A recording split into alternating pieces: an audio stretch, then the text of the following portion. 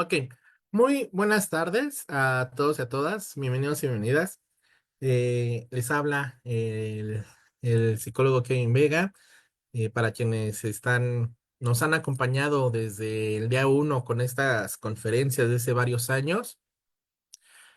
Aún sigo trabajando en consultoría y preguntaron en los grupos. Sí, aún sigo trabajando con la maestra Claudia. Nada más que tengo otras ocupaciones y a veces me impide estar pues ya en estas conferencias. Entonces, hoy se me dio la oportunidad de estar con ustedes en esta conferencia y bueno, vamos a estar aquí presentes para cualquier duda que ustedes tengan durante la conferencia. Para quienes están en la sala de Zoom, por favor realicen sus preguntas en la sección de comentarios, ahí en el chat. Y para quienes están a través de Facebook Live de la página de Consultoría en Psicología Forense y Clínica, en la sección de comentarios vamos a estar pendientes de ustedes también. Les agradecemos muchísimo que se conecten. También el día de mañana vamos a tener otra conferencia muy interesante, que es el análisis de contexto con perspectiva de género. No se la pierdan. Entonces, para iniciar, pues como saben, nosotros en Consultoría estamos programando nuestras próximas capacitaciones conforme a nuestra agenda de actividades, y en el mes de marzo se realizan dos capacitaciones especializadas. Una de ellas es sobre elaboración del informe pericial psicológico en casos de violencia de género con la doctora Adriana Reyes Flores, que justamente ella nos dio una conferencia sobre los dictámenes o los informes periciales en casos de ataques de ácido. Entonces, no se lo pierdan.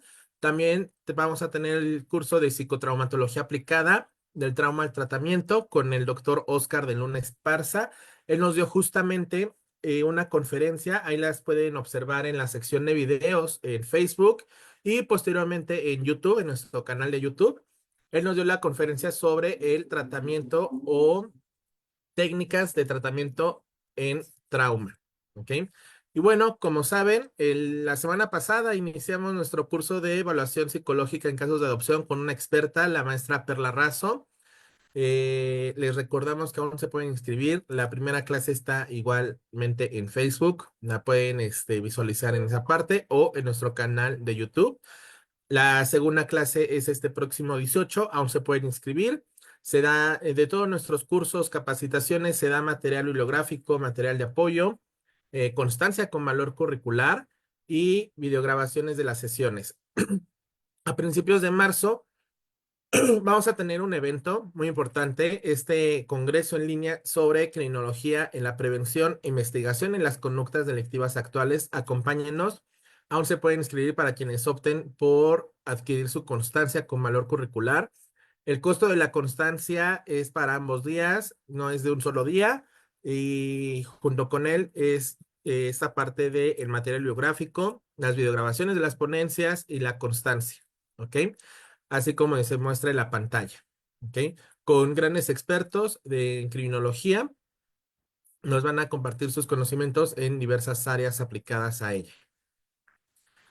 Y bueno, como saben, ya este lunes iniciamos nuestro diplomado y certificación en justicia penal para adolescentes, nuestra segunda generación. Ahí lanzamos un descuento especial durante este fin de semana a quienes se gusten inscribir, quienes están dentro de los grupos de WhatsApp de consultoría en psicología forense. Nos pueden mandar mensaje por privado y les damos información sobre el descuento y proceso de inscripciones. Y en el mes de abril vamos a tener este diplomado tan esperado que muchas y muchos de ustedes han solicitado sobre esa parte de la evaluación psicológica forense de la violencia familiar y guarda y custodia. Muchos de los ponentes que están en este diplomado son los que estuvieron acompañándonos en nuestro congreso en evaluación de guarda y custodia hace unos meses. Entonces, no se lo pierdan. También tienen descuento especial para quienes están dentro de los grupos de WhatsApp. ¿Ok? Y bueno, como saben, pues tenemos una alianza académica con el Instituto Colimense de Ciencias Forenses, quienes nos dan esta parte de la validez curricular ante la SEP.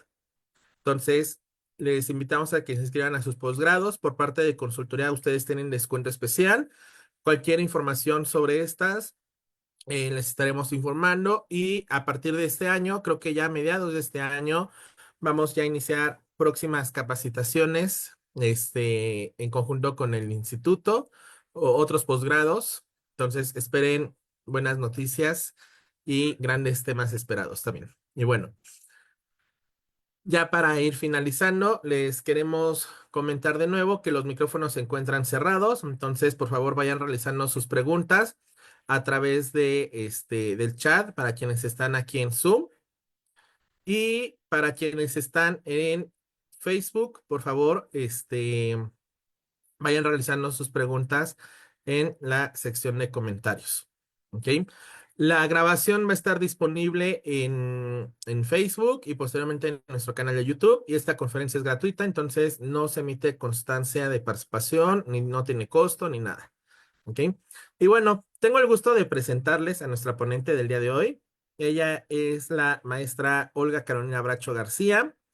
Ella es psicóloga, ha estado en diversos eventos relacionados con suicidología, en atención a crisis, cuenta con especialidades sobre desarrollo humano, también en un curso sobre el ABC de la Procuraduría General de la República, también es experta para el manejo de grupos en crisis en víctimas de delito, también cuenta con habilidades de adiestramiento en liderazgo, también en comunicación en el área laboral y actualmente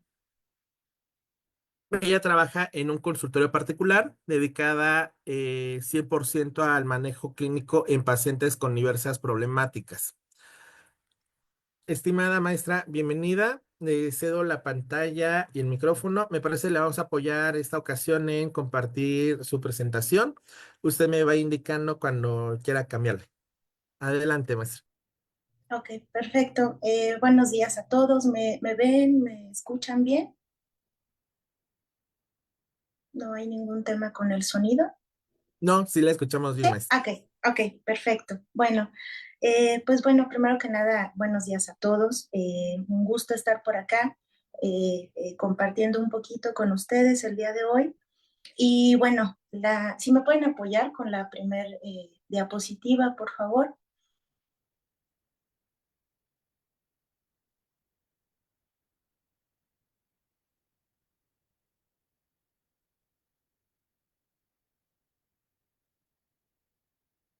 Ok, muchas gracias.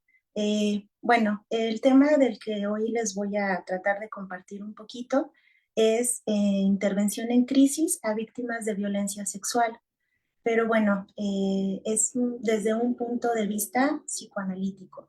Eh, la, la intervención en crisis muchas veces, bueno, se maneja desde una cuestión más técnica, más clínica, pero bueno, en mi caso, yo me he ido especializando con el tiempo en el área del psicoanálisis, que es una disciplina hermana de la psicología. Entonces, voy a hablarles de este tema, pero desde un punto de vista psicoanalítico.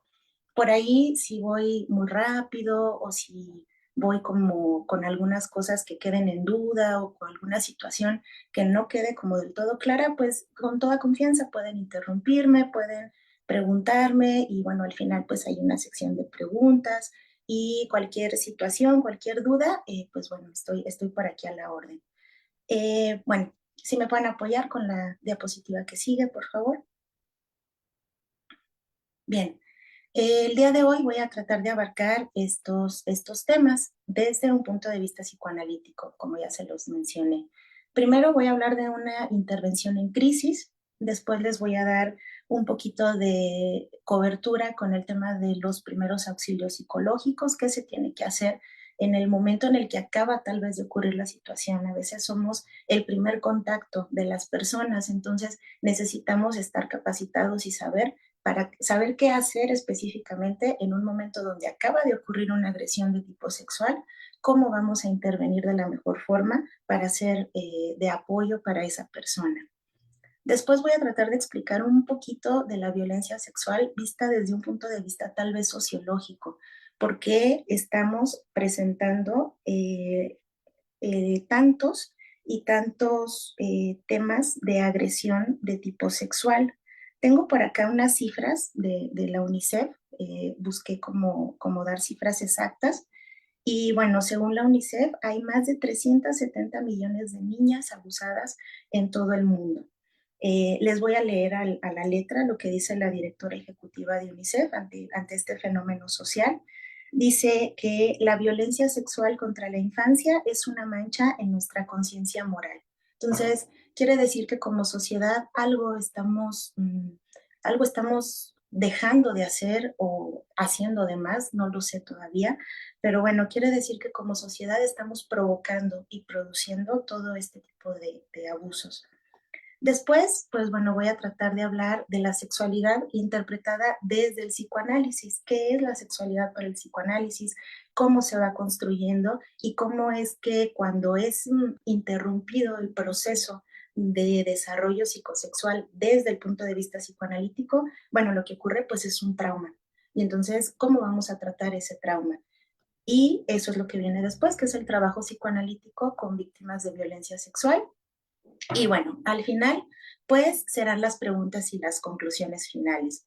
Voy a tratar de no extenderme mucho en cada uno. Como pueden ver, cada uno de los apartados pues da para bastante información y da para bastante tiempo de trabajo, pero bueno, hoy pues solo me dieron una hora de trabajo y entonces bueno, traté como de condensar la información para que esté clara y para que sea lo suficientemente buena para ustedes. Entonces, pues bueno, arranco con la primera diapositiva, por favor, que es el tema de la intervención en crisis propiamente.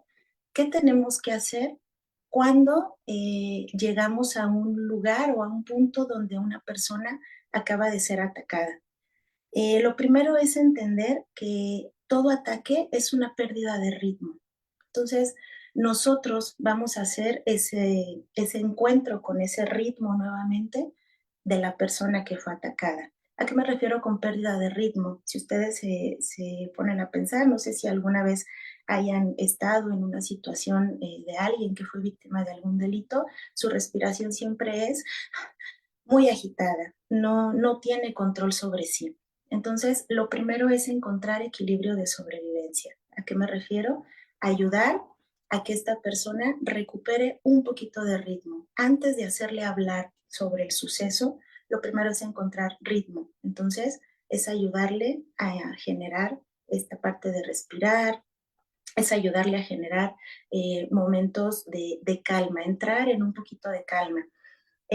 Lo último que le podemos decir a una persona que acaba de ser atacada, obviamente, pues es que todo está bien, porque obviamente para ella, para su mundo, algo se colapsó, todo está mal. Entonces es importante que no perdamos eso de vista y escuchar el silencio. Si la persona no quiere hablar en ese momento, es muy importante respetar esa parte. Entonces es solo acompañarle hasta donde la persona lo permita. ¿Me pueden apoyar con la siguiente, por favor? Bien, ¿por qué ocurren los abusos sexuales? De pronto es necesario abarcar el hecho de que, pues, no sabemos a veces por qué sucede, no sabemos a veces qué pasa en la cabeza de quien genera un ataque de tipo sexual. Yo encuentro tres motivos o tres posibles causas que pueden ser las causas sociales, las causas emocionales y, bueno, un factor de consolidación psíquica que ahí por ahí puede faltarle dentro de la estructura del aparato psíquico de la persona que comete el delito. Entonces, en primer punto estamos con las sociales. Estamos en una era donde la inmediatez ocupa lugar protagónico aun si eso implica transgredir la ley para obtenerlo. ¿A qué me refiero? En este momento todo sucede muy rápido. Si ustedes se dan cuenta, siempre tenemos prisa, siempre tenemos el tiempo encima, siempre estamos a lo que sigue, siempre estamos viendo qué va a suceder, en cuánto tiempo me va a abarcar tomar esta actividad para luego continuar con la otra, etcétera. Estamos consumidos por el tiempo, la comida rápida, los dispositivos. Entonces, creo que es muy importante que tengamos en cuenta eso. Cuando alguien agrede, y no solo sexualmente, aquí es como un poquito más generalizado el punto y el tema. Cuando alguien agrede de esta manera, exactamente, acá me están comentando, hay una sobreestimulación. Exacto, estamos sobreestimulados, no solo los niños, los adultos también.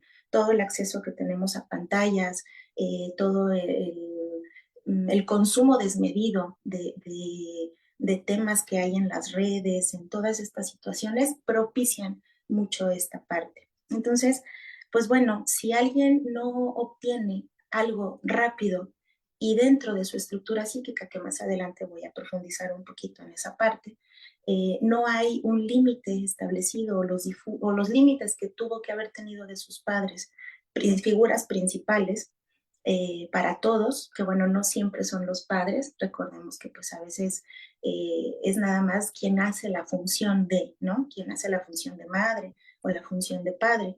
Entonces, no siempre son los padres textualmente, pero bueno, quienes estén en esa función, si no lograron consolidar límites claros, que en esta era son muy difusos y con esto de la educación respetuosa y todo ese tipo de cosas, pues bueno, creo que estamos yéndonos como sociedad al extremo de satisfacer de manera inmediata sin dar paso a la frustración y al corte, a esta castración, que entonces a veces es lo que nos da esta capacidad pues de respetar la ley, de respetar nuestro lugar en la fila, de respetarnos unos a otros. Entonces, quien transgrede la ley es justamente por eso, porque no tuvo en casa límites importantes, límites marcados y claros, que entonces eso hace que le parezca muy sencillo transgredir la ley y transgredir el derecho del otro. Entonces, más o menos por ahí va la cuestión.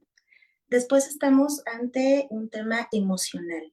¿Qué es lo que pasa emocionalmente o en la estructura emocional de alguien que decide atacar sexualmente a otro ser humano?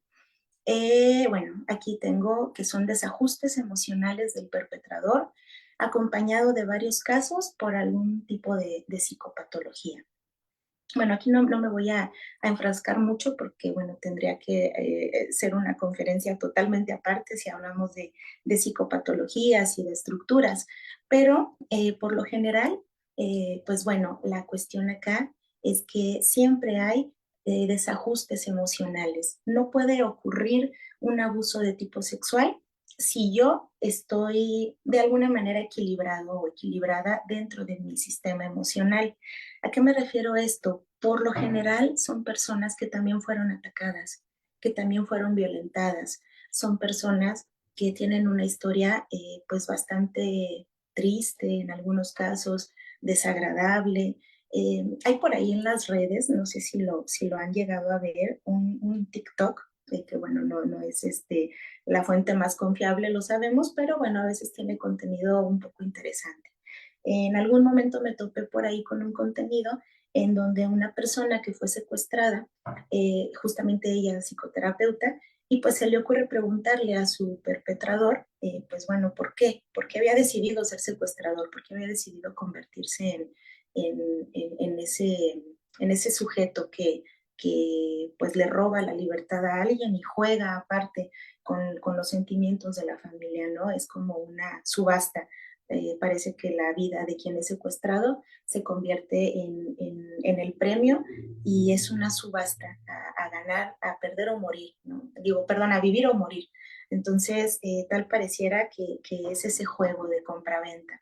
Entonces, pues bueno, el secuestrador pues empieza a narrar su historia y bueno, pues nos encontramos con que es una historia de una persona que desafortunadamente sus padres mueren en un accidente, iba él con ellos, hubo un derrumbe, entonces queda él vivo, pero pues lo encuentran después de varios tiempo en un estado muy triste, muy deplorable, lo encuentra justamente a una persona que es pepenador de basura y bueno, pues desde bebé lo somete a los abusos más duros que ustedes puedan imaginar. Entonces, pues bueno, es que él decide convertirse en secuestrador.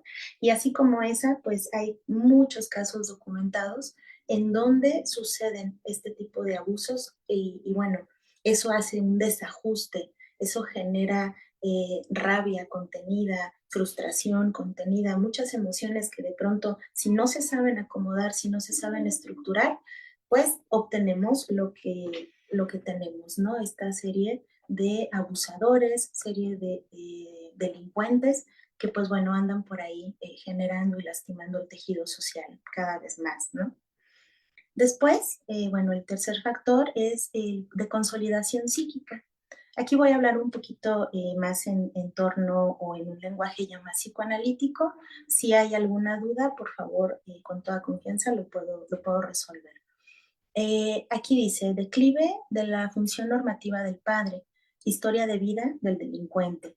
Sin el elemento de la castración obtenemos a un sujeto con tendencias fuertemente marcadas y tendiendo pues a lo mortífero, ¿no? Entonces, aquí, ¿a qué me refiero? Cuando no tenemos un deseo de vida o una pulsión de vida, le llamamos acá en psicoanálisis, pues bueno, lo que hay es una pulsión de muerte.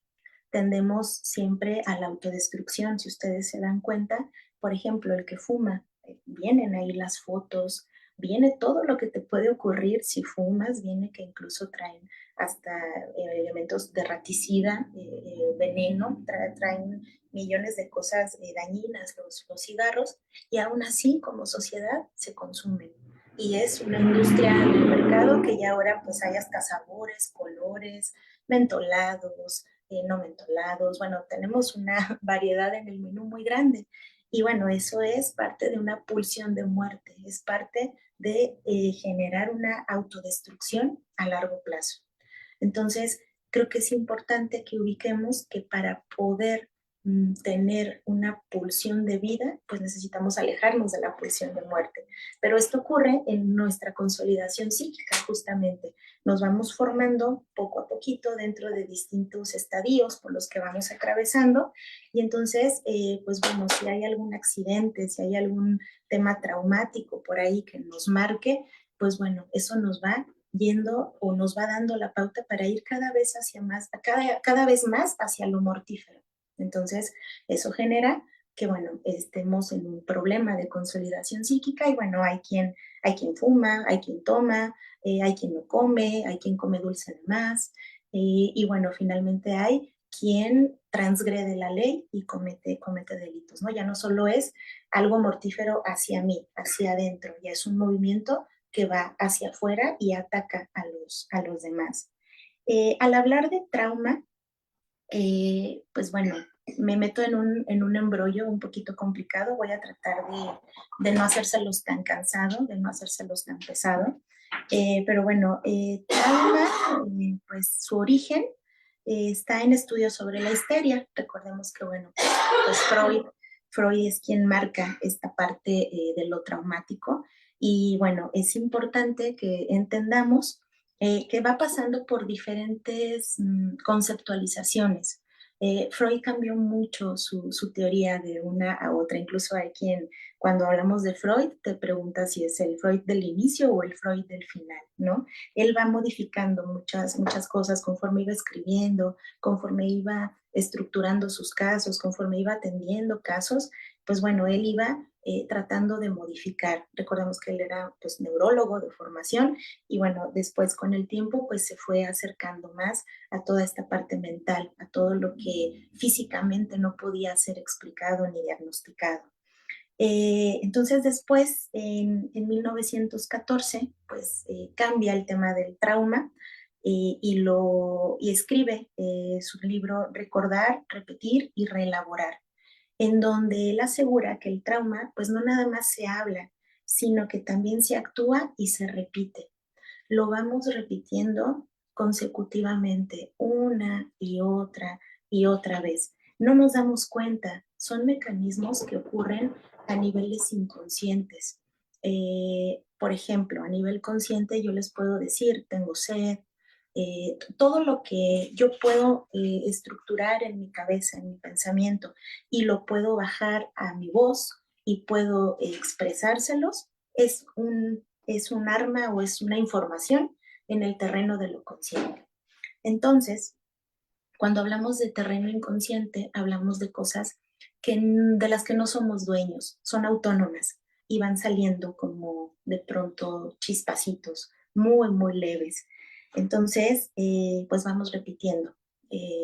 Por ejemplo, tengo por acá el caso, les voy a compartir una pequeña viñeta clínica Tengo una chica que llevo atendiendo bastantes años ya llevo aproximadamente 3 años con ella. Por tema de confidencialidad, bueno, voy a ponerle María, el nombre de la chica. Y pues bueno, resulta que ella llega a mi consultorio con una demanda de no entender por qué tenía distintas parejas sexuales. Ella no quería, pero se le presentaba la oportunidad, la ocasión, lo tomaba y entonces empezó a tener distintas parejas sexuales, ¿no? Lo que la ha llevado incluso a presentar pues varios problemas de salud, ¿no? Sabemos que si tenemos varias parejas sexuales, pues bueno, podemos enfrentar temas complicados, ¿no? El más común pues es el virus del papiloma humano, ¿no? Entonces, pues ella recurre conmigo porque, bueno, estaba justo en un momento en donde estaba cansada de tener tantas parejas sexuales y, pues, bueno, no encontraba como la manera de poder ajustar su sexualidad, ¿no? Conforme fuimos avanzando en el trabajo terapéutico, pues bueno, resulta que ella recibe una violación a los 2 años de edad. Fíjense nada más, era una bebé todavía. Entonces, pues eso genera un problema de consolidación psíquica y genera un trauma, genera un corte. Y entonces, una vez que empezamos a trabajarlo, bueno, ella se da cuenta de que pues estaba repitiendo su trauma. Con cada pareja sexual distinta, diferente que ella tenía, pues ella repetía una y otra vez ese trauma, lo vivía nuevamente, porque agregado a esto después ella se llenaba de sensaciones de asco, de sensaciones muy desagradables, en algún momento me narró que incluso pues vomitó como de lo nauseabundo que le pareció la experiencia que había acabado de vivir. Y bueno, pues aquí podemos ver un caso muy claro de que el trauma no solamente se habla, también lo actuamos y lo vamos repitiendo sin conciencia de él. Entonces, pues bueno, más o menos va por ahí la cuestión. ¿Cómo vamos hasta aquí? Me van cachando la idea, vamos, voy a buen ritmo, no les estoy quedando como a deber algo. ¿Todo bien?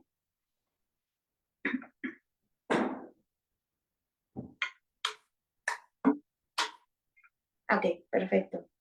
Mm, Bien, si me pueden apoyar con la próxima, por favor. Bien, ¿qué vamos a hacer cuando estemos enfrente de una situación que requiera brindar de primeros auxilios psicológicos? Creo que es muy importante por acá marcar que si somos, como les decía hace unos momentos, el primer contacto de una víctima, sobre todo de tipo sexual, necesitamos entender que, bueno, las emociones, todo el esquema va a estar a flor de piel. Vamos a encontrarnos con pacientes que tal vez, bueno, con personas que tal vez estén llorando de manera desmedida, que no quieran hablar, que se encuentren en shock. Y entonces, bueno, nosotros tenemos que ser ese bastoncito de apoyo, ese contenedor, que no es cosa sencilla, créanme, es algo bastante fuerte y requiere de mucha preparación, de mucha energía, ser contenedor de este tipo de historias y de este tipo de situaciones. Hay quien dice que quien se dedica pues a lo clínico y a atender todo este tipo de situaciones, pues pone su cuerpo en juego. Y así es, efectivamente, no solo está la parte de preparación académica, de consolidación en lo mental y en el conocimiento.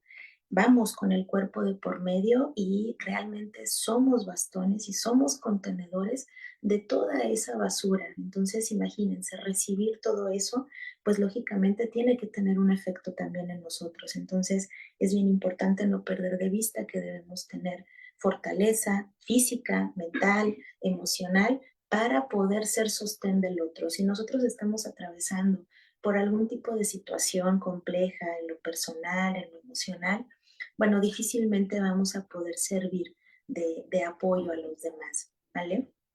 Lo primero que tenemos que hacer es buscar en las personas estabilidad emocional y física después de una situación de emergencia. Lo primero es que no nos podemos cerrar, ¿saben? A esta parte de todo es físico, todo es mental.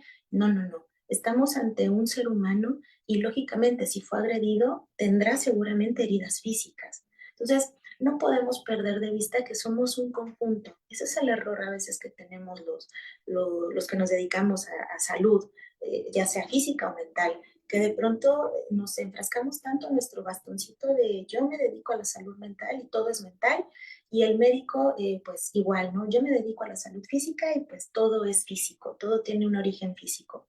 Y a veces no, a veces se conjugan de una manera bien interesante en donde hay orígenes psíquicos que tocan el cuerpo y viceversa, hay temas físicos que tocan la parte psíquica. Entonces, no podemos perder de vista esa parte, que somos un todo. Y entonces lo que necesitamos evaluar primero es el estado físico de la persona que tenemos enfrente. Si está lesionada, si se golpeó la cabeza, digo, porque si está diciendo incoherencias o cosas que no entendamos, a lo mejor no siempre es parte del shock emocional, a lo mejor es producto de un golpe. Entonces, necesitamos primero estar, obviamente, capacitados también en el área física para poder hacer una pequeña evaluación y entender el estado físico de la persona que tenemos enfrente. Una vez evaluado el esquema físico y todo lo que sucede, bueno, necesitamos también comprobar su estado emocional. Y primero, pues su nombre, su edad, vaya a preguntar datos generales para saber si su estado mental, si en su estado mental hay claridad o si nos estamos enfrentando, como les decía, a algún tipo de herida ya en la cabeza que provoque esto, o bien si es parte del mismo shock que está presentando la persona. Entonces, después de eso, bueno, tratar de regular esa persona. Siempre es importante mmm, generar esa calma, ser para esa persona la luz en medio de todo lo que le está pasando. ¿A qué me refiero con esto? Yo no acostumbro, en mi práctica clínica, no acostumbro tocar a mis pacientes ni tener como el contacto físico. No es algo que yo practique. Sin embargo, si no hay nadie que lo pueda hacer, es muy importante para volver a generar ritmo, respirar con esa persona. Y lo más importante es tocar la parte del pecho y la parte de la espalda, vaya que la persona quede como en medio de nuestras manos, entre el pecho aquí y la parte de la espalda, y respirar con ella. Respirar y respirar hasta que logremos tener el mismo ritmo. Somos seres sociales y bueno, logramos replicar. Si nosotros estamos alterados, seguramente el otro también va a estar alterado. Entonces necesitamos estar en un estado de calma para que el otro también pueda entrar en él, ¿vale? Si no hay nadie que lo pueda hacer, bueno, tendremos que hacerlo nosotros. Sí, a ver, aquí hay una duda. A ver, ¿alguien me puede apoyar a leer esa duda, por favor?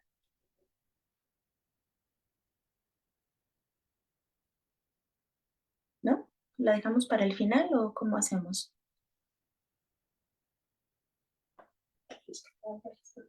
Las preguntas al final, maestro. Ah, ok, ok, perfecto. Ah, ok, no se debe tocar a la persona. Efectivamente, sí, sí, sí, justo a esa parte iba. Como les decía, yo no acostumbro a hacerlo y es hasta donde la persona lo permita. Obviamente, si fue atacada sexualmente, no nos va a permitir acercarnos, no nos va a permitir el toque, pero si lo permite, sí es necesario que se abra esa parte de ser humano a ser humano. Aquí justamente es donde tenemos que evaluar, como les decía hace rato, la profundidad del trauma. ¿Qué tan complicado fue esta parte del trauma? Obviamente no se lo vas a preguntar directamente, tú lo tienes que evaluar, tú lo tienes que saber entender y te tienen que dar contexto. Cuando llegas a una escena, pues lógicamente no vas en blanco, te dan contexto y vas más o menos entendiendo a qué llegaste. Si llegaste a un lugar en donde obviamente, no sé, si fue atacada la persona mientras dormía y fue algo extremadamente traumático, pues no, obviamente no vas a llegar a tocarla, ¿no? Obviamente se va generando las condiciones y si se da, se puede. ¿Por qué? porque esta pérdida de ritmo es lo que a veces hace que muchas cosas lleguen a urgencias, muchos ataques de pánico, muchos ataques de ansiedad que vienen a ser muy parecidos. Pues bueno, por eso vamos y terminamos a urgencias. ¿Por qué? Porque hay una pérdida de ritmo muy fuerte. Cuando yo he atendido crisis, en este caso, en el área en la que me desenvuelvo ahora, que es la clínica, no me ha tocado atender crisis de manera directa en un tema de ataque de abuso sexual, pero sí me ha tocado atender crisis, incluso por teléfono, incluso a veces he tenido que ir al domicilio de la persona a tratar de volver a generar ritmo. ¿Por qué? Porque está en un momento en donde su cuerpo está completamente contracturado, no lo puede mover, está completamente rígido, o bien está completamente flácido y tampoco hay control del cuerpo. Entonces, poco a poco se va dando y se va generando la condición para que podamos acercarlos o no. Eso depende de la circunstancia, pero si se puede, es muy efectivo. Les repito, yo nunca lo he hecho, siempre si hay alguien, afortunadamente me ha tocado que siempre hay alguien ahí cerca, ya sea mamá, papá, pareja de la persona que está en crisis, y bueno, yo les solicito que si la persona lo permite, hagan este toque y entonces respiren juntos. Y eso ayuda bastante y puede lograr pues que no tengamos que ir a urgencias, ¿no? Y que entonces la situación se controle en casa y bueno, después se le dé seguimiento puntual en el consultorio, ¿vale? Es algo así. ¿Me apoyan con la siguiente, por favor?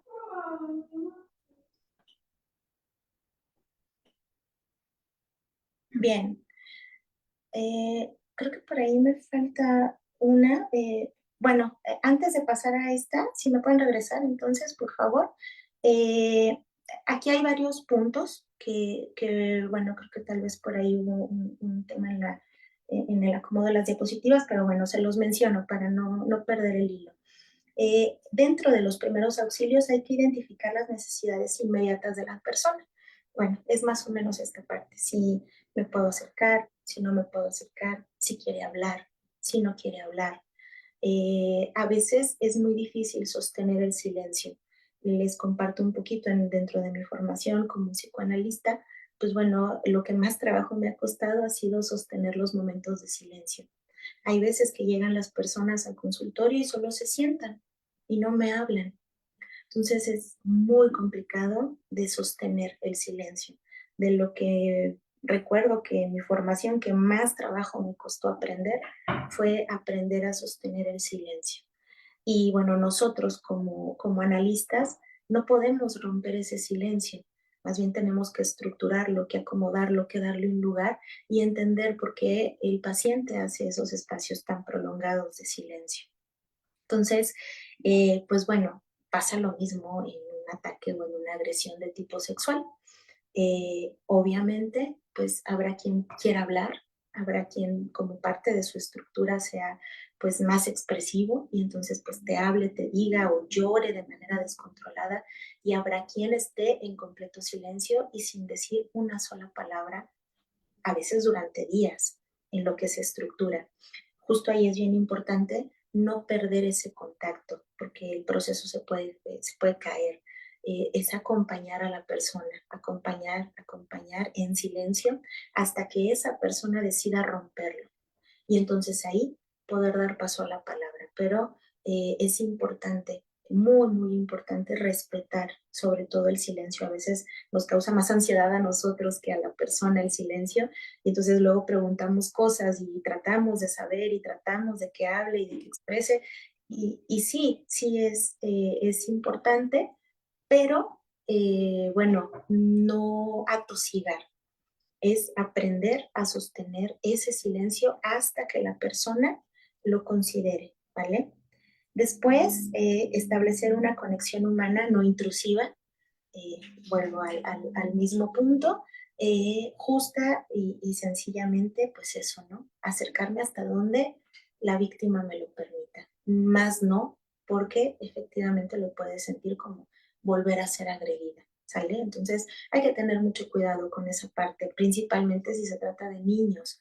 Con los niños es hay que ser muy suaves, muy intuitivos, muy bien preparados porque pues un niño también es impredecible. Entonces es muy importante que seamos muy cuidadosos en ese sentido de la conexión humana.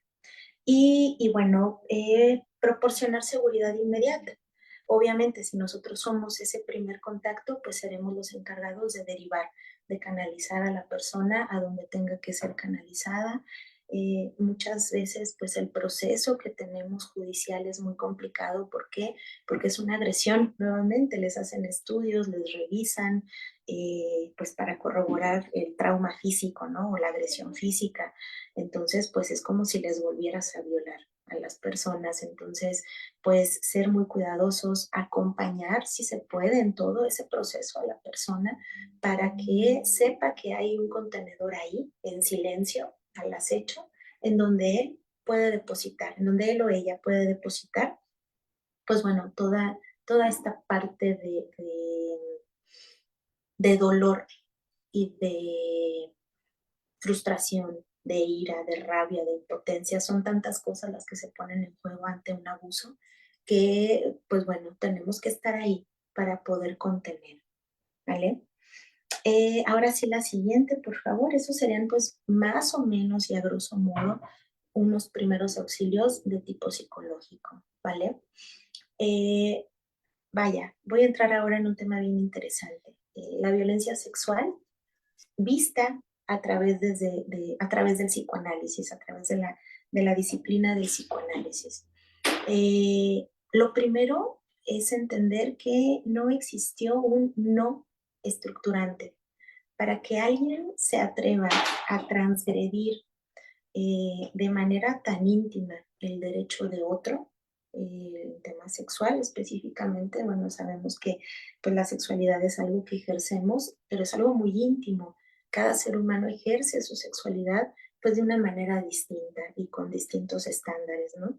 Entonces, cuando un ser humano se atreve a transgredir de manera tan profunda a otro ser humano, bueno, es porque de entrada no existieron límites, no existió un no estructurante, como se los mencionaba hace rato, ¿no? Eh, Acá les puedo hablar de muchas teorías psicológicas de cómo funciona la estructura, tanto de la figura del padre como de la madre, el hijo, cómo tenemos que ser funciones o ejercer la función de la castración. El no es castrar ese deseo, que no siempre se puede tener todo ya, no siempre se puede tener todo a la mano, no siempre se puede tener todo al alcance. Eh, Entramos, por ejemplo, si hablamos en temas edípicos, pues bueno, aquí es el padre quien viene a cortar esta, esta alianza fuerte que hay entre madre e hijo. Recordemos algo bien importante, cuando nacemos no somos conscientes que somos una cosa aparte. Nos vivimos y nos entendemos como una adherencia de la madre, de ese cuerpo grandote que nos alimenta, que nos cambia el pañal, que nos abraza cuando estamos, cuando llegamos al mundo. La madre es quien presenta el mundo al bebé. Venimos en blanco, venimos completamente sin nada precargado. Entonces, lo que ocurre es que poco a poco vamos entendiendo que somos cosa aparte. No sé si han visto los bebés, si los han observado, cómo llega un momento a los meses de que nacen, que empiezan a verse sus manitas y que empiezan como a hacer movimientos, empiezan a percibirse como un otro distinto de la madre. Entonces, aún así, sigue siendo una alianza muy simbiótica, siguen estando muy, muy unidos. Entonces, poco tiempo después, pues bueno, si hay el padre o quien ejerza, ¿eh? Porque bueno, obviamente actualmente el tema familia, recordemos que les estoy hablando de una teoría que se escribió hace muchos años y que se escribió en medio de guerras, en medio de contextos culturales muy complicados y bueno, era una tendencia a la familia tradicional, recordemos esa parte. Pero aún acá, aunque no estemos eh, dentro de una familia convencional, mamá, papá, hijos, que ya no la hay, que ya ahorita la estructura y el tejido social ha cambiado bastante, pues bueno, quien ejerza la función, como les decía, es simbólico. No tiene que ser mamá, papá, hijo, no, no, no. Puede ser hombre, mujer o pescado, pero que ejerza la función de padre o madre, ¿vale? Entonces, quien ejerza esa función, ¡pum!, es quien hace ese corte y quien viene a castrar ese deseo del hijo de estar 100% con la madre. ¿Me explico? Y entonces es quien generalmente pues ayuda a que se haga una diferencia. Cuando estamos en hogares monoparentales, pues bueno, nunca falta el tío, el abuelito, vaya quien da esta parte de este corte, ¿no? Este darnos cuenta que no soy yo solo el universo para mi madre, ni para mi madre soy yo, ni yo para ella, ¿vale? No hay esa reciprocidad, hay más cosas, hay otros.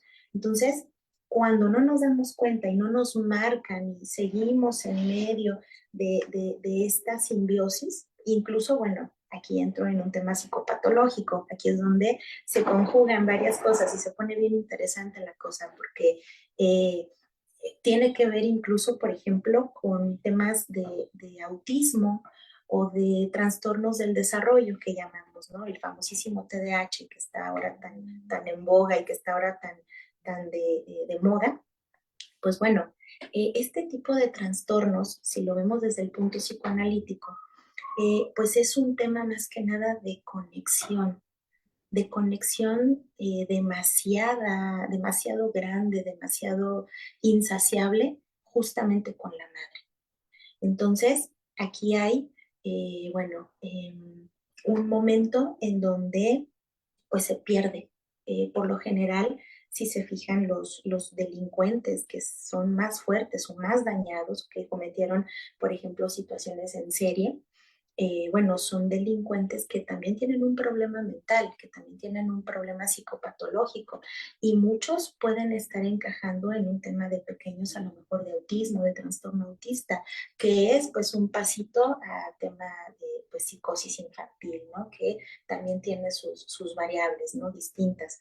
Pero, bueno, si lo vemos desde un punto en conjunto, pues ahí hubo algo que no estructuró, que dañó la formación psíquica y que pues no generó un buen manejo también de frustración, ¿no? Un buen manejo del no, no, espera, no, esto no es así. Entonces, nos vamos por otra línea y entonces tenemos pues todo lo que ya les he mencionado anteriormente, ¿no? Tenemos toda serie de ataques, una serie de ataques a niveles distintos, ¿eh? Ahorita, bueno, porque me estoy enfocando en lo sexual, pero bueno, les podría hablar así de este tipo de casos, pues en, no sé, en asesinos seriales, en muchísimos delincuentes que pues tenemos y sufrimos como sociedad, ¿no? Después tenemos, bueno, no hubo una colocación de límites, por lo tanto se producen las condiciones para la formación de un sujeto potencialmente violento, ¿no? Tenemos, no sé, chicos de 2, 3 años, 4, que pues bueno, el berrinche a todo lo que da y pues no se colocan límites suficientes y entonces generamos que sea potencialmente violento. ¿Por qué? Porque si no lo consigo por la buena, entonces lo consigo por la mala. Cuando nosotros como papás nos sostenemos firmes ante un berrinche y no cedemos, bueno, ahí estamos mandando el mensaje de que pues hay un límite. Pero si como papás por la buena no la piden, decimos que no y no la piden por la mala y entonces decimos que sí, pues ahí estamos mandando un mensaje totalmente contradictorio de que, bueno, con violencia, con berrinche, con llanto, finalmente obtengo lo que quiero. Y entonces se va generando esta formación emocional y psíquica del pequeño.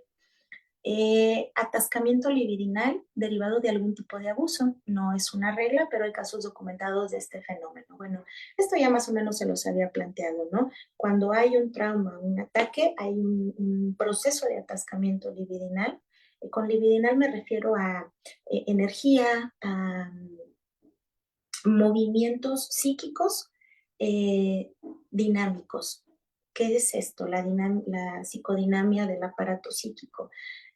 Recordemos que es algo, primero de entrada, bien complicado porque no se puede ver, no se puede medir, no se puede pesar. Solo hay, pues, ciertos bosquejos de estructuras que podemos estudiar en la actualidad para poder dar una forma al aparato psíquico. El aparato psíquico resulta que no es rígido, es dinámico, se va moviendo. Los instintos, los impulsos van atravesando por una serie de procesos. Hay un proceso primario, que es todo el impulso, todo lo oscuro, todo lo que no conocemos, y hay un proceso secundario, que es el que permite, ¡pum!, la salida de este impulso, a veces de buena manera y a veces de mala manera. Entonces, cuando hay un atascamiento libidinal, este fenómeno de movimiento psíquico pierde ritmo, volvemos al ritmo. Entonces, pues bueno, hay toda una serie de conductas que nos llevan a hablar justamente de este atascamiento, en donde la persona se queda situada en el trauma y lo repite. ¿Recuerdan la viñeta clínica que les conté hace rato? Pues bueno, lo vas repitiendo de una o de otra forma. ¿Por qué? Porque estás enganchada con eso, porque quieres eso y quieres más. Entonces, es más o menos la explicación. Y bueno, sí hay casos documentados también en donde, pues, desafortunadamente, pues hay esta parte de ataque, ¿no? A quien a su vez se convierte en perpetrador después de un delito. Después estamos con la violencia hacia alguna de las figuras estructurantes, quienes al no colocarse adecuadamente desatan solo violencia dentro del esquema de respuesta del sujeto. Como papás, pues tenemos que colocarnos en, en una fase o en un punto en donde seamos bastones para nuestros hijos, que nuestros hijos nos vean como figuras de autoridad, pero también figuras de amor, figuras que les pueden proporcionar amor y que ellos pueden volcar también amor hacia nosotros, que no sea a través del miedo, que sea a través de toda esta parte de cariño, de afecto, sin perder los límites, sin perder esta parte en donde somos una figura de autoridad. Si nosotros no nos colocamos ahí, pues entonces se tendrá que colocar la escuela como institución. Freud decía en uno de sus textos que hay tres imposibles para el ser humano. Es educar, gobernar y psicoanalizar. Él mismo lo decía, ¿no? Como muy irónicamente. Entonces, hay esta parte en donde si nosotros como familia no nos colocamos, pues entonces viene la escuela a tratar de estructurar. Si ni la escuela lo logra, pues entonces viene el Estado. Y entonces es en donde nos encontramos con delincuentes dentro de la cárcel, que pues al no tener estructuración, pues bueno, se encargó el Estado de darles esa estructura, ¿no? Aunque esa estructura pues sea privativa de la libertad. Ojo, no todas las personas que están en cárceles, pues bueno, son culpables o son delincuentes, ¿no? También hay muchas fallas, muchos huecos, muchas cuestiones en nuestro sistema, pero bueno, de eso no me toca hablar por ahora. Entonces, pero bueno, más o menos así funciona. ¿Me pueden pasar la siguiente, por favor?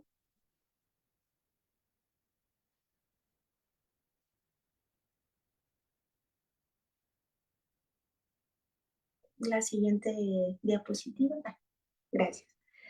Ok, bueno, el trabajo psicoanalítico, dicho sea de paso, pues es un trabajo largo, luego por eso a veces se le considera ya pues como lengua muerta, ¿no? A este trabajo, a este tipo de trabajo terapéutico. Pero bueno, déjenme comentarles que pues no es así. Realmente estamos trabajando en adecuarnos a las necesidades sociales de estos tiempos y bueno, hacer que el psicoanálisis no solo suceda dentro de un consultorio y del diván, que pueda suceder en la escuela, que pueda suceder en la casa, que pueda suceder a nivel social, que pueda realmente tener un impacto. Entonces, es complejo, sí es largo, pero les puedo decir que es muy efectivo y eso lo tengo comprobado con la experiencia. Una vez que se nombra, una vez que se logra apalabrar lo que tenemos o lo que venimos cargando, realmente hay un alivio para el sujeto. Y bueno, finalmente como encargados de salud mental, pues nuestro trabajo principal es propiciar y generar bienestar a la persona, ¿no? Al sujeto. Entonces, pues bueno, tracé aquí un pequeño como mapa conceptual que pues se va a quedar obviamente muy corto, porque les repito, el trabajo psicoanalítico pues es largo, es complejo, pero bueno, a grosso modo se puede trabajar desde esta perspectiva. Yo, en lo personal, trabajaría así. Esta sería como mi guía, mi hoja de ruta para poder trabajar con alguien que fue atacado sexualmente. Ojo, me voy a enfocar únicamente en víctimas de violencia sexual. El trabajo psicoanalítico tiene esa calidad y esa cualidad, perdón, esa facultad que se puede mover de acuerdo a cómo el sujeto, el paciente lo necesite. Había un maestro que nos decía mucho que el trabajo en el consultorio o con una persona, con un paciente, pues siempre es tratar de tejer un traje a su medida. No hay fórmulas, no, a lo mejor esto puede funcionar con una víctima de violencia sexual, pero con otra a lo mejor no. Aunque haya sido víctima del mismo delito, pues la historia no es la misma. Entonces entendamos esa parte, que no es una fórmula, ni muchísimo menos, no es algo con lo que podamos ir repitiendo con todas las personas que padecen un ataque sexual, pero bueno, sí es una buena hoja de ruta que nos puede dar una idea de cómo trabajar desde el punto de vista psicoanalítico con víctimas de este delito. Entonces, pues bueno, lo primero es pues el tema del trauma, ¿no? Evaluar hasta qué punto llegó el trauma. Ya ahí, pues obviamente esto ya es en consultorio, ¿no? Ya es después de todo lo que ocurrió, de todo, pues la revisión de la víctima, vaya, después de todo, como todo lo que sucede, si la persona decide entrar a trabajar a un proceso para, pues, acomodar este evento desafortunado y demás, está decirlo que, pues, indignante y con todos con todas las palabras feas que se les puedan ocurrir, pues bueno, está entonces empezar a trabajar el trauma, empezar a trabajar en dónde nos quedamos estancados, a dónde conecta. Siempre que nosotros pasamos o sufrimos alguna situación, nos va a conectar con algún punto de nuestra historia, nos va a conectar con algo que por acá no tenemos resuelto del todo en nuestra historia. Entonces, hay necesidad de ver con qué conectó. Obviamente todo esto que yo les digo, no se puede decir, ay, a ver, ¿con qué parte de tu historia se te conecta? Obviamente no. Tiene que ser un trabajo muy fino, tiene que irse dando poco a poco a través de una y otra sesión hasta que la persona lo pueda apalabrar por sí mismo. Nosotros no podemos apalabrar esa parte porque solo esa persona lo puede hacer, solo esa persona conoce su historia y entonces solo ella puede hablar de su historia, ¿vale? Eh, Encontrar elementos históricos de repetición. Bueno, creo que eso queda como muy claro en la viñeta clínica que les acabo de compartir hace unos minutos. Siempre vamos a tender a repetir algo. Entonces, en esa persona en específico, bueno, es encontrar dónde va su repetición. Eh, Esto es desde el discurso, el ritmo, el tono de voz que la persona usa para narrar una cosa u otra. Observar, siempre nosotros, cuando llega alguien a nuestro consultorio, tenemos que desarrollar la capacidad de observación muy profundamente. Tenemos que ver cómo llega vestido, si llega tomando algo, si llega aseado o desaseado. Vaya, son tantas y tantas cosas las que tenemos que observar. Y luego entonces después observar su trama discursiva. ¿Qué palabras repite mucho? ¿Qué palabras le cuesta palabrar? ¿Qué se le olvidó? ¿Qué se le ocurrió de pronto? Si te lanza por ahí algún chiste. Hay un texto incluso de Freud que analiza esta parte del chiste y así se llama de hecho el texto, no lo tengo ahorita en la memoria específicamente el nombre porque no lo tenía acá en mis datos, pero bueno, salió ahorita a cuentas, pero bueno, hay un texto de él que analiza justo esta parte, ¿no? De las implicaciones de un chiste, por ejemplo, ¿no?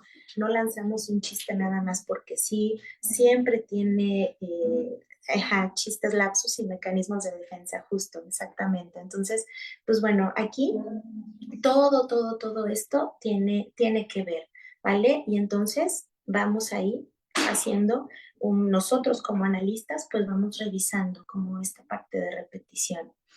Importantísimo, los bastones básicos de psicoanálisis, escucha activa y atención flotante. ¿A qué me refiero con esto? Siempre estar en esta parte respaldando la conversación de la persona que viene. La escucha activa implica estar siempre atento, atento. Y la atención flotante justamente no es estar así fijamente, ¿no? De hecho, pues bueno, estamos tratando de quebrar como ese estigma de que los psicoanalistas nada más nos sentamos y no hablamos y estamos completamente así como hielo, ¿no? Y hay quien pues todavía es muy ortodoxo y muy respetable, ¿no? Cada quien, pues ahora sí que ejerce desde donde puede y desde donde fue formado, ¿no? Vaya, entonces eso también es cierto, ¿no? No estoy atacando de ninguna manera la práctica de nadie. Yo en lo personal estoy formada desde un psicoanálisis más social, desde un psicoanálisis más de grupo, en donde pues no puedes estar como hielo ante el dolor o ante el sufrimiento de otro ser humano. Yo de hecho incluso no trabajo en diván, yo trabajo frente a frente, conversamos y bueno, se van encontrando elementos, ¿vale? Pero pues bueno, ahora sí que ahí depende de la práctica de cada quien y cada cosa pues es muy, pues vaya, muy respetable. Eh, Hay un momento, un texto de Freud también en donde él explica como por qué el diván y por qué sentarse, como dato curioso, ¿no? Por qué sentarse atrás y que la persona esté como frente en el diván y nosotros como acá atrás sin estar a la vista. Él lo decía que era pues principalmente para que las personas no notaran el cansancio después de haber atendido a muchos pacientes. Entonces, pues bueno, por ahí se los dejo como dato curioso. Por último está pues la historización, no solo del evento, sino de la vida de la víctima. Aquí es importante ubicar que no estamos frente a un delito nada más. Es toda una historia que se ve marcada, que se ve lastimada, que se ve completamente atacada. Entonces necesitamos ubicar siempre primero quién es, quién es esa persona, qué le gusta, qué no le gusta, en qué trabaja, qué le enoja, qué le molesta, cuál es su hobby favorito, si hace ejercicio, si no hace, si tiene alguna condición médica, no sé, hipertensión, diabetes. Vaya, generar toda una historia clínica, sí, pero no perdamos esta parte humana. ¿Quién es? ¿Quién es quien se viene a sentar frente de mí a exponerme su dolor, a exponerme eso que le está pasando? Entonces, hay que llegar a la verdad histórica de su vida y del evento también. Entonces, no siempre se va a hablar del evento, incluso. Habrá veces que la persona elija, hablar de, no sé, de su infancia, de si se le olvidaron las llaves, vaya, es tan diverso y, y de ahí va surgiendo y de ahí créanme que si se toman el tiempo de conocer con quién están trabajando, pero de verdad conocer y a profundidad, de ahí mismo se va a ir desprendiendo y se va a ir vinculando con el evento. Y la cuestión es justamente ir vinculando este evento desagradable, desafortunado, a la historia del sujeto. ¿Por qué? Porque no podemos ofrecerle a las personas el hecho de que yo te lo voy a borrar con una varita mágica, ¿no? Y ya no sucedió y lo vamos a eliminar de tu historia. Pues no, ahí espérame tantito, pero ya lo estás hasta como psicotizando, ¿no? Y está saliendo de la realidad. Entonces, es muy importante no perder eso de vista. Desafortunadamente, este evento lo tenemos que tejer a la historia de la persona para que pueda coexistir con ello, que pueda vivir con ello y que eso no le genere tanto dolor, ¿vale? Entonces, más o menos va por ahí el trabajo. Y bueno, creo que me comí un poquito de minutos, pero si mi memoria no me falla, creo que esta es mi última diapositiva. No sé si me pueden apoyar con la última, con la próxima, por favor. Sí, ya, es el final. Entonces, pues bueno, les agradezco mucho su atención, les agradezco mucho pues el haber estado por acá, el haberse tomado el tiempo de escucharme. Espero haber aportado algo al trabajo de cada uno de ustedes.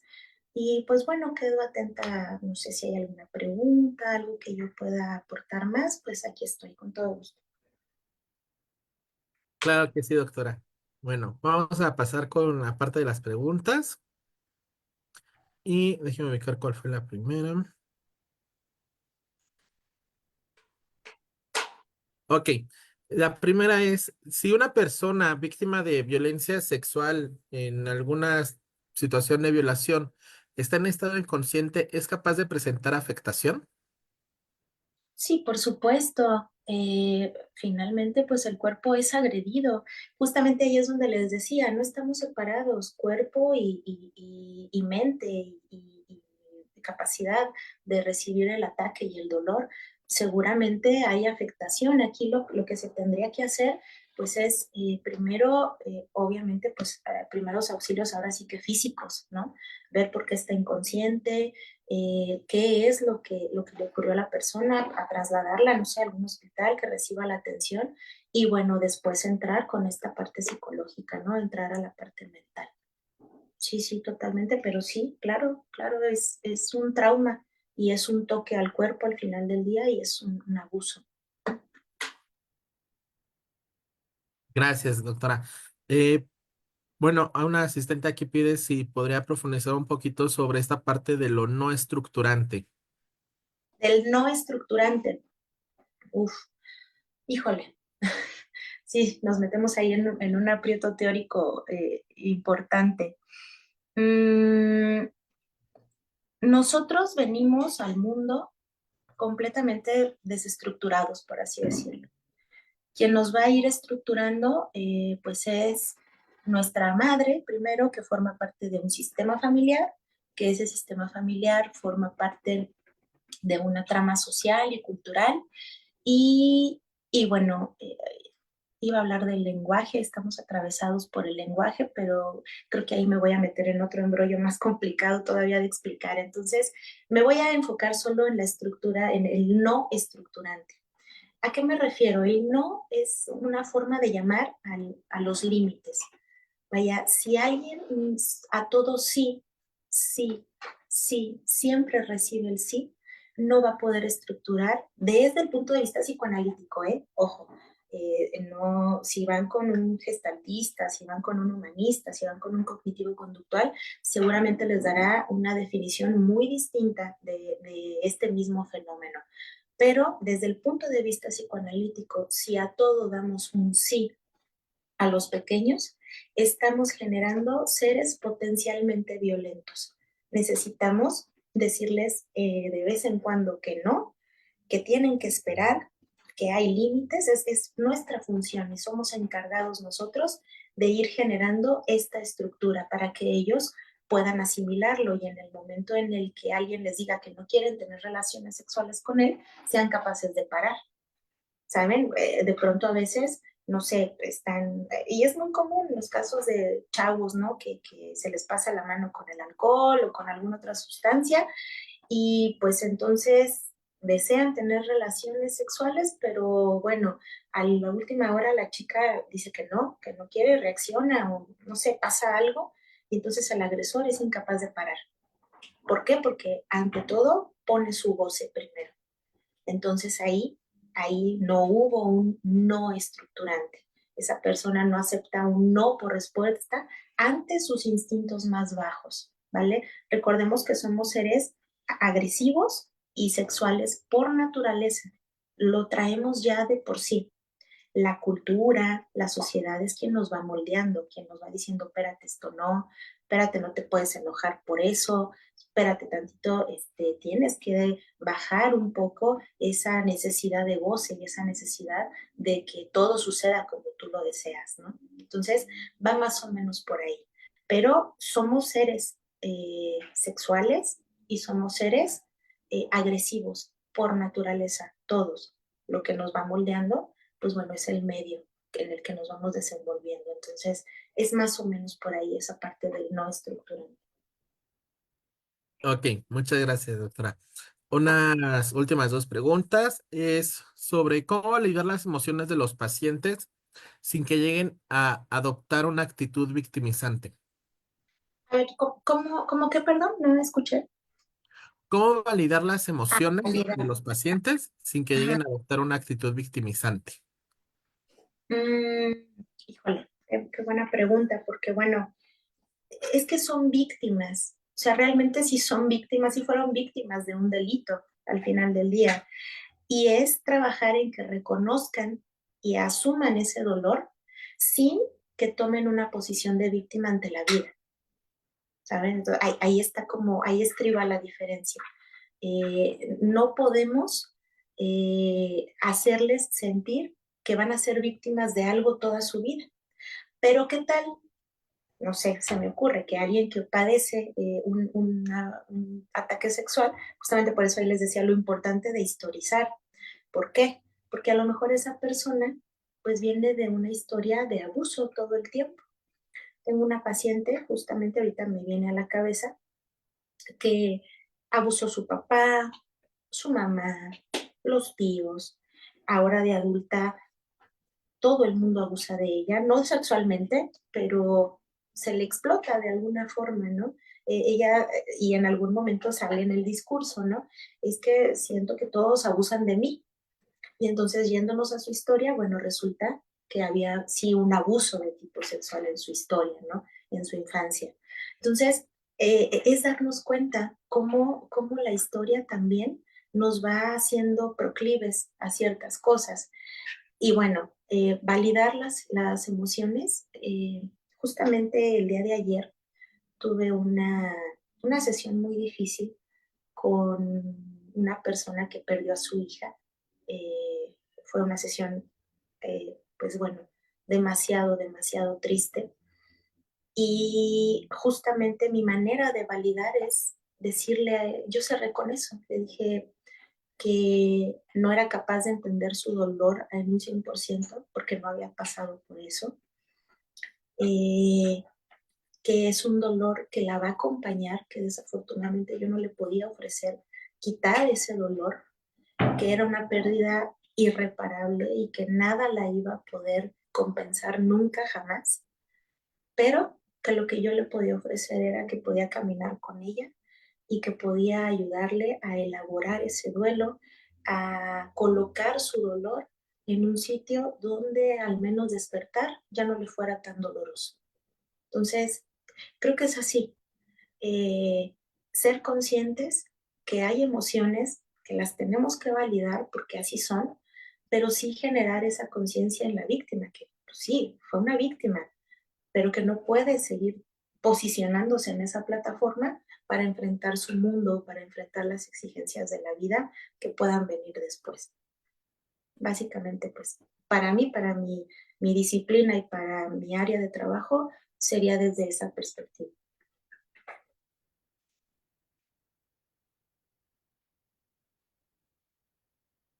Ok, doctora. Ya la última pregunta para ir cerrando. ¿Es posible si una persona tiene afectación conforme pasa el tiempo, puede convertirse en daño psicológico? A ver, otra vez no me quedó clara.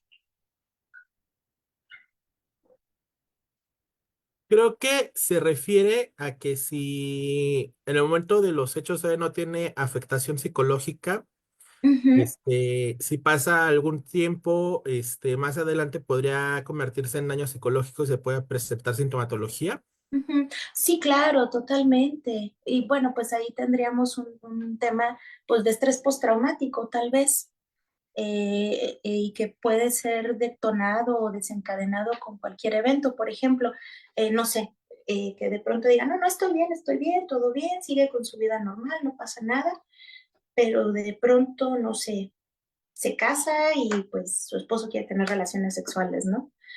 Pues lógicamente eso le va a detonar. ¡Pum!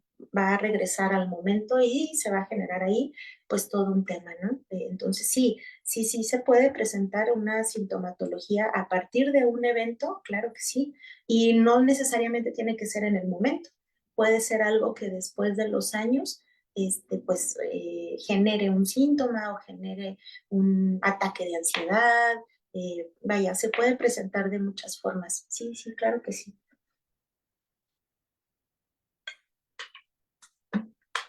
Ok, doctora. Pues con esto ya estaríamos cerrando. Le agradecemos muchísimo este espacio con usted y esperamos verla en otros cursos con nosotros en consultoría. Y bueno, a nuestros asistentes, gracias por estar en esta conferencia el día de hoy y nos estaremos viendo en la del día de mañana. Doctora, muchísimas Bueno, gracias. Que pase gracias. bonito fin de semana. Igualmente, gracias. Hasta luego. Hasta luego.